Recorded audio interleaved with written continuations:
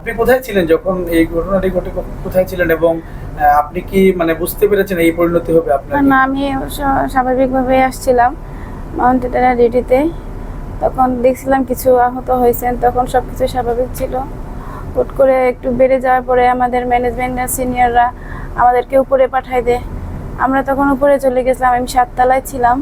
তো আমি 7 তলায় একটু দেখতে গিয়ে পরে আমি পানি খাচ্ছিলাম, তখন মানে ফ্লোরে ছিলাম, দেখারও জায়গায়ও ছিলাম না। পরে হুট করে আমি ব্যথা পাই।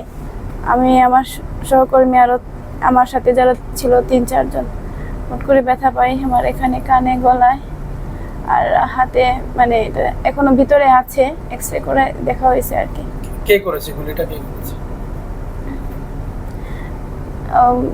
আমি দেখি নাই তো, আমি বললাম না, আমি ওই তখন দেখাইছিলাম না।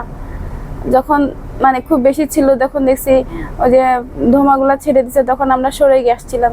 আপনাদের এখানে স্টাফ বা পথচারী কতজন আহত হয়েছে? আমার সামনে 7-8 জন ছিল আর কি। সবাই আহত? হ্যাঁ, মানে ছোট ছোট গুলির। হ্যাঁ। আসলে ঘটনাটা কি হয়েছে? আমি আমি গেটের আশেপাশেই ছিলাম। আমি আমিরের হলের নিচে যে অফিস রুমটা ছিল সেখানে ছিলাম। সেখান থেকে ছাত্রলীগের মিছিল হচ্ছিল।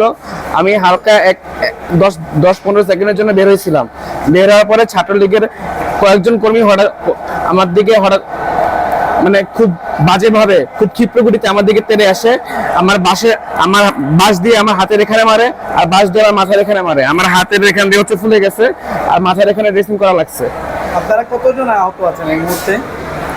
আমার জানা মতে আমাদের যখন পুলিশি হামলা হয়েছিল তখন মোটামুটি 10-12 জনের মতো আহত হয়েছে। এরপরে আর কতজন আহত হয়েছে আমি বলতে পারি না।